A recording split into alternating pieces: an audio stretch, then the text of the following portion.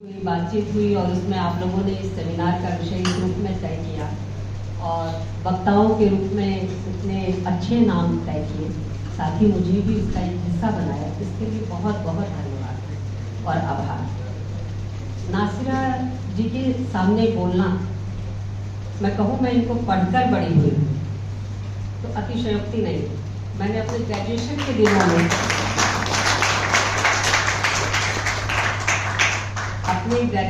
दिनों में मैंने शालमली, ठिकरे की मंगनी और इनकी तमाम किताबें पढ़ी और अभी जब इनके साथ बोलना है तो मैंने फिर से इनकी कुछ किताबों को दोहराया। लगभग सारी किताबें इनकी मेरे पास हैं क्योंकि मुझे शौक है जिन चीज़ों को मैं पढ़ती हूँ वो मेरे पास हो, तो इनकी लगभग सारी किताबें मेरे पास है। मैंने कभी एक छोटा सा राइटअप भी इनके लेखन पर लिखा था जी, तो वो पुस्तकाकार प्रकाशित है और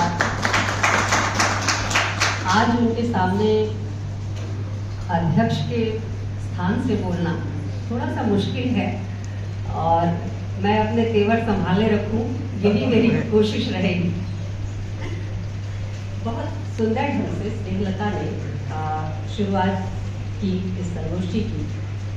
स्नेहलता ने आदिवासी स्त्री लेखन के विविध आयामों को खोला, बल्कि कई ऐसी चीज़ों से भी परिचित कराया जिससे सामान्य तौर पर हम परिचित नहीं हैं, और कुछ अपने अनुभव के सहारे, कुछ स्त्री लेखन की विभिन्न उपस्थितियों के सहारे उसने अपनी बात रखी।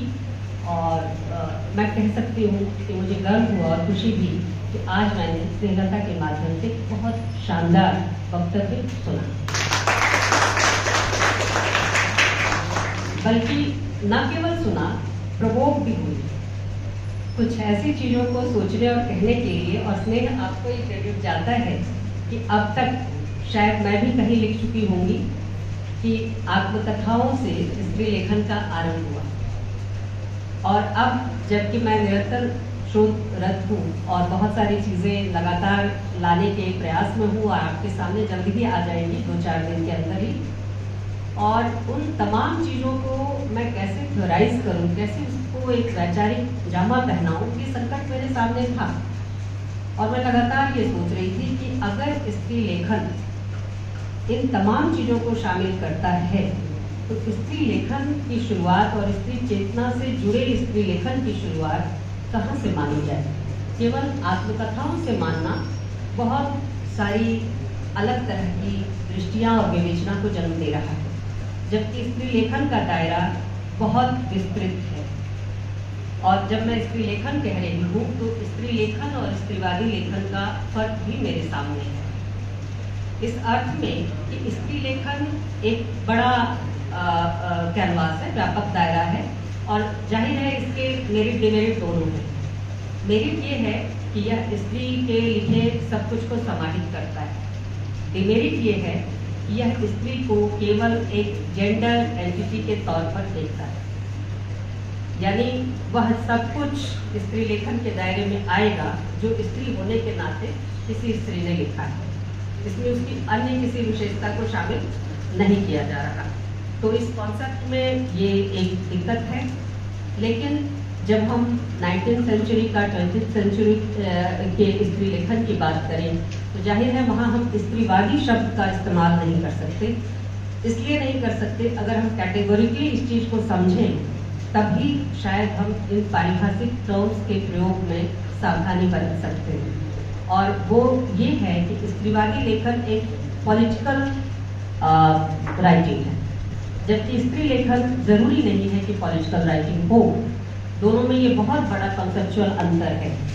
और पॉलिटिकल राइटिंग मैं पॉजिटिव सेंस में कह रही हूँ, मैं नेगेटिव सेंस में नहीं कह रही। राजनीतिक लेखन करना और राजनीतिक लेखन के जरिए कुछ विशिष्ट मुद्दों को उठाना कोई गुनाह नहीं है, बल्कि स्त्रियों ने ऐसा करके अपने लिए बहुत सारे हक और हुकूक अर्जित किए हैं। तो पहली चीज़ तो ये स्त्री लेखन के संदर्भ में जब स्नेह कह रही थी कि आत्मकथा के जरिए बहुत सारी चीज़ें आई और स्त्रियों ने आत्मकथा लिखी, और आदिवासी स्त्रियों ने जो आत्मकथा लिखी है उसमें संस्मरण ज़्यादा आए हैं, आत्मकथात्मक कलेवर है, फॉर्मेट है, वह कम आ पाया है। तो ऐसा इसलिए ये अब जो कुछ मैं काम कर रही हूँ पिछले कह सकते हैं पिछले 4-5 सालों से जो मैंने काम किया है, मैं उसके आधार पर ये बहुत दावे के साथ कह सकती हूँ कि स्त्री लेखन का आरंभ आत्मकथाओं से नहीं है। उसके बहुत पहले से स्त्रियाँ लिख रही हैं, राजनीतिक चेतना के साथ लिख रही हैं। आप उसे पॉलिटिकल कॉन्शियसनेस कहें या विमेन कॉन्शियसनेस कहें, उस चेतना के साथ लिख रही हैं। अपने अधिकारों को लेकर एक खास सजगता के साथ लिख रही हैं। अपने नागरिक अधिकारों के साथ एक खास तरह से बर्ताव की मांग के साथ लिख रही है, और ये बहुत महत्वपूर्ण है। और इसलिए स्त्री लेखन को आज के समय में अगर देखना हो तो 90 के बाद के आत्मकथात्मक लेखन से उसका आरंभ हम नहीं मान सकते, और उसे हमें 20वीं शताब्दी के आरंभिक स्त्री लेखन की तरफ लेकर जाना होगा। एक और चीज़ मैं आपके साथ शेयर करना चाहती हूँ। बहुत सारी बातें होती है स्त्री लेखन को लेकर, स्त्रीवाद को लेकर, स्त्रीवादी विमर्श को लेकर, और ज़्यादातर जब बातचीत होती है तो उसमें एक नकारात्मक पक्ष रहता है। उसका कारण है, वो कोई मतलब कोई चीज़ अगर कही जा रही है तो बेबुनियाद नहीं कही जा रही है, उसकी वजह हैं, लेकिन उस नकारात्मकता के साथ हमें ये देखना चाहिए कि स्त्री लेखन ने स्त्रीवादी, जिसे हम आज के उसमें कहें 90 के बाद के संदर्भ से भारत के परिप्रेक्ष्य में, तो स्त्रीवादी लेखन ने हिंदी साहित्य को और भारतीय साहित्य को दिया क्या है। हम यहाँ से क्यों नहीं सोचना शुरू करते? बाकी के साहित्य में जहाँ हम फिरका परस्ती से लेकर तमाम चीज़ें देखते हैं, एक तरह का द्वेष भाव भी देखते हैं, पैट्रियार्की को भी मौजूद देखते हैं पूरे वजूद के साथ, स्त्री लेखन में इन तमाम चीज़ों का एक तरह से निषेध है। सबसे अच्छी बात जो स्त्री लेखन ने किया है, स्त्रीवादी लेखन ने किया है और स्त्रीवादी विमर्श ने किया है, वो ये कि कुछ और दिया हो या ना दिया हो, स्त्रीवादी लेखन ने कम से कम जातिवादी साहित्य नहीं दिया है। कुछ और दिया हो या ना दिया हो, स्त्रीवादी लेखन ने कम्युनल लिटरेचर नहीं दिया है, अभी तक नहीं दिया है। आगे की मैं नहीं जानती, अभी तक नहीं दिया है। स्त्रीवादी लेखन ने नस्ल भेद का साहित्य नहीं लिखा है जो आदमी को नस्ल के आधार पर दूसरे से बांटता है। स्त्रीवादी लेखन का यह एक बहुत ही सकारात्मक पक्ष है, बहुत ही सकारात्मक पक्ष। और हाँ, इसके विस्तार के लिए इसके दायरे को जरा ज़्यादा सहिष्णु बनाने की ज़रूरत है।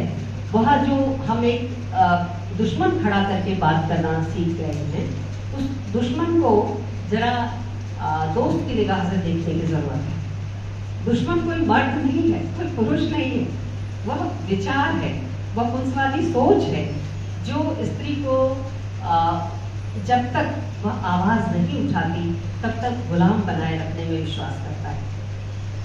और एक चीज़ और कि आप दुनिया का साहित्य उठाकर देख लीजिए, स्त्रियों के पक्ष में अगर किसी ने सबसे पहले कलम चलाई है तो वो पुरुष ही है। हिंदुस्तान में भी और हिंदुस्तान के बाहर भी पुरुष ही हैं जिन्होंने स्त्रियों के पक्ष से सबसे पहले बात रखी। राजा राम मोहन राय दूर नहीं, सती प्रथा का जिन्होंने उन्मूलन किया दूर नहीं। इसी तरह से भारतेंदु या और लोग जिनको हम नवजागरण के पुरोधा के रूप में याद करते हैं, उन्होंने अपनी बात रखी। हाँ, गड़बड़ कहाँ पर है? गड़बड़ ये है कि जब हम पैरोकारी करते करते उसकी जगह भी घेरना शुरू करते हैं तो गड़बड़ है। और ये गड़बड़ लेखकों ने नहीं किया, साहित्य इतिहास लेखकों ने किया। लेखकों ने बिल्कुल नहीं किया, न बालकृष्ण भट्ट ने किया, न महावीर प्रसाद द्विवेदी ने किया, न और किसी ने किया। लेकिन साहित्य इतिहास लेखकों ने ये गड़बड़ किया है।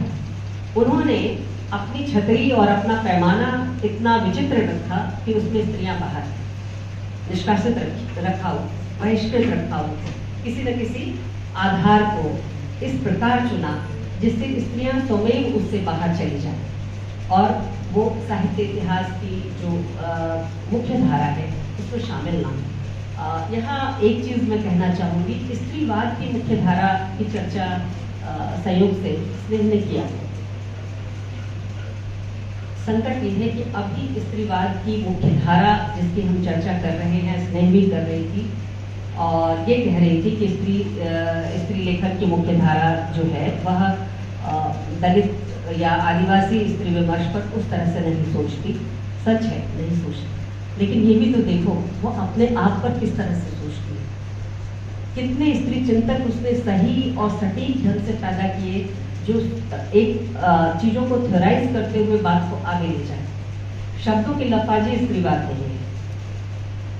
अधिकार के खोने का दंश केवल स्त्रीवाद नहीं है। आपको उस पीड़ा को थ्योराइज करना होगा, उसे एक वैचारिक जामा पहनाना होगा और उसकी प्लेसिंग करनी होगी। साहित्य इतिहास लेखन और साहित्य लेखन की कसौटियाँ अलग होती हैं। वास्तविक और विमर्श की कसौटियाँ अलग हैं। उनको हम साहित्य में जब लेकर जाते हैं तो हमको उसी दमखम के साथ जाना पड़ेगा जिस दमखम के साथ वहाँ साहित्य इतिहास लेखन में अन्य सारी चीज़ों की कैनोनाइजेशन हो रहा है। तो ऐसे में जो मुख्य धारा का स्त्री लेखन है उसको उठाकर देख लो, 4-5 नाम या 10 नाम 20 नाम जगमगाते जो आपको दिख जाएंगे, उनके लिटरेचर को पढ़ो, आप उनके आलोचनात्मक लेखन को पढ़ो। मैं अपनी बात कह रही हूँ और माफी के साथ कह रही हूँ कि मुझे बड़ी निराशा हुई जब केवल नेम ड्रॉपिंग के सहारे स्त्री आलोचना लिखी जाती है। स्त्री आलोचना को नेम ड्रॉपिंग की जरूरत नहीं। हम जूलिया क्रिस्टीवा से लेकर तमाम फ्रांसीसी और अमेरिकी जो स्त्रीवादी राइटर्स हैं उनकी चर्चा करें, इसकी कोई जरूरत नहीं। आपकी अपनी पीड़ा, आपके अपने अनुभव, आपके अपने दंश और आपकी अपनी जरूरतें बिल्कुल अलग हैं। थोड़ी बहुत साझी चीज़ों के साथ हम एक बड़ा कैनवास बना सकते हैं, लेकिन उसके पहले ज़रूरत है कि हम अपनी चीज़ों को समझें और फिर उसको थ्योराइज करें, उसको एक तरह से सटीक शब्दों में कि हम चाहते क्या हैं। हम जिस संसार का विरोध कर रहे हैं हमें बताना भी होगा कि हमें कैसा संसार चाहिए। अगर हम चाहिए नहीं बताएंगे और है का विरोध करेंगे तो दिक्कत होगी। और यही स्त्रीवाद की जो संकीर्णताएं हैं वो दिखाई दे जाती है, जिसकी तरफ नासिर अली इशारा कर रही थी। मैं नासिरा शर्मा की 2 कहानियों से ही बात करूं। देह की मुक्ति की बात हो रही थी। देह मुक्ति स्त्री विमर्श नहीं है, लेकिन स्त्रियों ने देह की मुक्ति को लेकर इतना ज़्यादा हंगामा क्यों मचाया और हंगामा मचाने के पीछे क्या वे नहीं जानती थी कि इसको ही टारगेट किया जाएगा। उनको आगे न बढ़ने देने के लिए इसी चीज़ को टारगेट किया जाएगा कि वे देह पर लिखाई और देह की मुक्ति ही उनका साधन और साध्य दोनों है। सब जानते हुए भी क्यों हंगामा मचाया? इसलिए मचाया कि स्त्री की देह को टारगेट करके ही अब तक उसके लिए तमाम बंधन जो उसे मुक्त और आज़ाद और स्वतंत्र होने से रोक सकते थे तैयार किए गए। मैं आपको एक छोटा सा कल का हालिया, नाम नहीं बताऊंगी, कल का हालिया उदाहरण दे रही हूँ, एकदम ताजा एम्पावर्ड वुमेन का। कल एक प्राध्यापिका प्रोफेसर से मेरी बात हो रही थी और उस प्रोफेसर ने संयोग से हमारा अनुभव साझा था, लेकिन मैंने अपना अनुभव उन्हें बताया नहीं था कि हुआ क्या था, मेरे साथ भी क्या हुआ था। लेकिन वो जो बता रही थी वो काबिल गौर है। वो बता रही थी कि मैं जब अपने विभाग जाती हूँ और कभी कभी बिना दुपट्टे के जाती हूँ तो स्त्री और जो स्त्री प्रोफेसर्स हैं वे तो मतलब निंदा और आलोचना की निगाह से देखती ही देखती है, टोक भी देती है। लेकिन जो पुरुष सहयोगी गण हैं वे सीधे नहीं बोलते कि आपने ऐसा कपड़ा क्यों पहना, बिना दुपट्टे का कपड़ा क्यों पहना, बल्कि वो टारगेट करते हैं किसी लड़की को, छात्रा को, और कहते हैं वस्त्र सही से पहन के आई। ये वस्त्र जो है वो स्त्रियों का गहना होते, मतलब आप उस शिक्षिका के सामने कह रहे हैं जिसने बिना दुपट्टे का कपड़ा पहना है, दूसरी लड़की जो विद्यार्थी है आपकी, आप उसको चूंकि शिक्षिका को नहीं कह सकते तो आप उसको कल की घटना बता रहे हैं। ये कहाँ से ये साहस पैदा होता है? आप किसी के वस्त्रों पर टिप्पणी करें, किसी के खाने पीने पर टिप्पणी करें, ये साहस कहाँ से पैदा होता है? हम बताएंगे ये साहस है या दुस्साहस है? आप कौन होते हैं बताने वाले जब हम आपको नहीं बता रहे? अगर हमें भी वो आज़ादी आप दें। स्टुअर्ट मिल कहता है ना कि एक बार स्त्रियों के लिए भी, आप कहते हैं कि स्त्रियां आज़ाद होकर बहक जाएंगी, स्त्रियां आजाद होकर, आप बहुत सारे ऐसे उदाहरण, ऐसे जिमी स्वतंत्र होए विग्रही नारी, है ना, आपके पुराण शास्त्र सब कह गए आजाद होकर बहक जाएंगे। भाई एक बार आजाद तो कीजिए, बहकती हैं या नहीं सब तय करेंगे, और अगर बहकती हैं तो फिर दुरुस्त भी किया जाएगा। लेकिन आपने तो ऐसा कोई समय, कोई वक्त नहीं निकाला जब स्त्री को आजाद कर दिया हो। सुल्ताना का सपना तो सपना ही है, एक फैंटेसी है, यथार्थ तो नहीं बन पाया।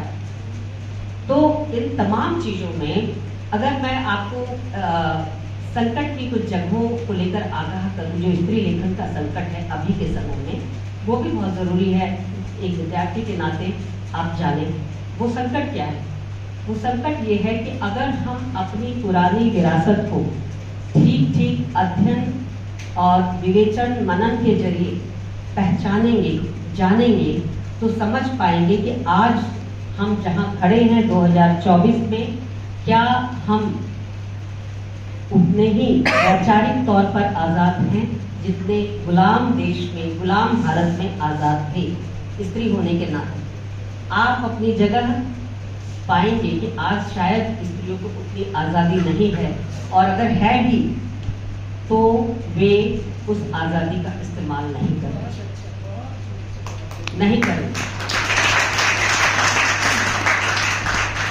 गुलाम भारत की स्त्री लिख सकती है कि धर्म और धर्म का सारा आवरण स्त्री के लिए एक बंधन है, उससे मुक्ति चाहिए। गुलाम देश की स्त्री लिख सकती है कि सतीत्व और सतीत्व की ये सारी जो संरचनाएं हैं, ये विभाजन के बाद के भारत के लिए कितनी बेकार संरचनाएं हैं। जब आप इस पार की औरत और उस पार की औरत की बात करते हैं, जबकि औरत दोनों तरफ घायल है, और जब आप कहते हैं कि अब देश का बंटवारा हो चुका है, दोनों तरफ औरतें एक दूसरे की औरतें, तो मतलब एक धर्म की औरतों को एक देश और दूसरे धर्म की औरतों को दूसरे देश यानी भारत भेज दिया गया है। तो अब भारत के जो पुरुष हैं, संभ्रांत घरानों के जो लोग हैं, वे उन स्त्रियों को वापस लेने से आनाकानी कर रहे हैं। क्यों? क्योंकि उनका अस्तित्व मान के चल रहे हैं कि उनका स्त्रीत्व और सतीत्व दोनों खंडित हो गए हैं, और इस सतीत्व को वे क्वेश्चन कर रहे हैं, वे सवाल उठा रहे हैं, वे राष्ट्र के उस पूरी परिकल्पना पर सवाल उठा रही हैं जिसके तहत भारत का विभाजन हुआ। और महादेवी हो या और कोई, मैं कुछ नाम आपको बता सकती हूँ लेकिन बहुत लेंदी हो जाएगा, आप केवल विचार को जानिए कि महादेवी जब कहती है कि राष्ट्र कैसा होना चाहिए, राष्ट्र की परिकल्पना कैसी होनी चाहिए, राष्ट्र क्या केवल भौगोलिक इकाई है, और राजनीतिक स्वतंत्रता क्या केवल स्वतंत्रता होती है? हम राजनीतिक रूप से स्वतंत्र हैं, लेकिन दिमाग से आज भी गुलाम हैं, क्योंकि हम बहुत सारी चीज़ों को लेकर अगर आज भी केवल अनुकरणकर्ता की भूमिका में, तो हम गुलाम हैं, क्योंकि हम कुछ लघु हैं, विचार से कुछ लघु हैं, हम किसी नए चीज़ के प्रति उस ललक और उत्साह से आगे नहीं बढ़ पाते। और महादेवी जब ये कहती हैं कि राष्ट्र क्या और कैसा होना चाहिए, और स्त्री पुरुष के संबंध क्या और कैसे होना चाहिए, कैसा होना चाहिए, तो दो चीज़ों पर जोर देती है। और इन दोनों चीज़ों में मैं एक चीज़ दोनों पक्षों में कॉमन है। ये दो चीज़ें हैं, निकटता और साहचर्य। निकटता और साहचर्य। निकटता से मतलब है आप एक दूसरे का के समीप होना, और साहचर्य से मतलब है आपस में मिलजुल कर साथ रहना, एक साथ जीवन बसर करना, चाहे परिवार के भीतर हो चाहे समाज के भीतर। और विडंबना क्या है कि इस विज्ञान के युग में हम दूर की चीज़ों को तो निकट ले आए, अंतरिक्ष में क्या घट रहा है ये हमको मालूम है, मंगल ग्रह पर कब यान जाएगा और कितनी जमीन खरीदी जाएगी चांद पर, ये पता है, लेकिन ये नहीं पता कि हमारे पड़ोस में रहने वाले का जीवन कैसा है, वो किस धर्म का है, किस जाति का है, किस संप्रदाय का है। शहरों के अर्बनाइजेशन की जो प्रक्रिया है, आप उसे गौर से देखिए, आपके पड़ोस में एक ही धर्म और जाति के लोग ज़्यादातर मिलेंगे। जाति तो चलिए विविधता मिल भी सकती है, लेकिन धर्म मुश्किल से आपको अपने पड़ोस में, अगर हिंदुओं की कॉलोनी है तो केवल हिंदू मिलेंगे, मुसलमानों की कॉलोनी है तो केवल मुसलमान मिलेंगे। कहाँ से निकटता पैदा होगी, कहाँ से साहचर्य पैदा होगा? और रही स्त्री पुरुष संबंध की बात, तो स्त्री पुरुष संबंध में भी महादेवी यही कहती है, और तमाम स्त्रीवादी जो लेखिकाएं हैं जो 20वीं सदी के आरंभ में लिख रही हैं, वे यही कहती हैं कि साहचर्य सर्वोत्तम स्त्री पुरुष संबंध है। अगर जिसकी चर्चा ये कह रही थी ईरान के संदर्भ में, इन्होंने बताया ईरान के संदर्भ में कि वो जो कलाकार स्त्री है, नासिरा जी ने बताया कि जो कलाकार स्त्री है वो कहती है कि मैं रात को पेंटिंग करती हूँ क्योंकि मुझे मेरे पति का साहचर्य नहीं मिलता, साथ नहीं मिलता। लेकिन अगर ये करते तो शायद मैं इनके लिए इनके एक सुव्यवस्थित वातावरण बनाने में, एक आरामदायक माहौल बनाने में लगी रहती और इनके साथ रहती।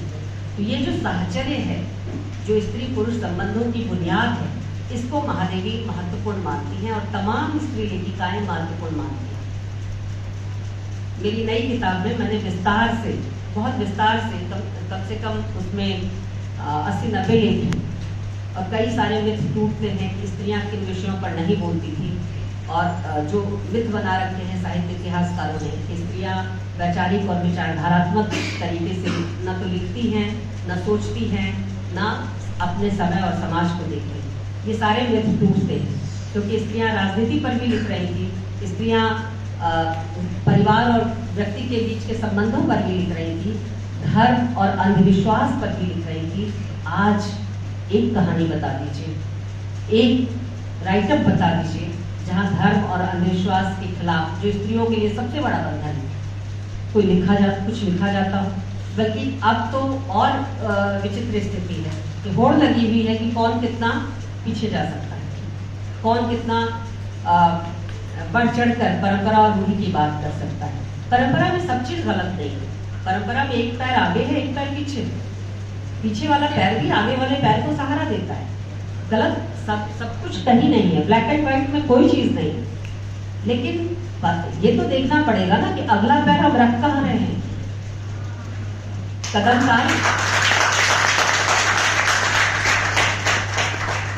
ताल करने वाला कोल्हू का बैल हो सकता है, इंसान होने के लिए तो दिमाग की जरूरत है, और ये स्त्री के लिए भी आवश्यक है, परिवार के लिए भी आवश्यक है, समाज के लिए भी आवश्यक है और राष्ट्र के लिए भी आवश्यक है।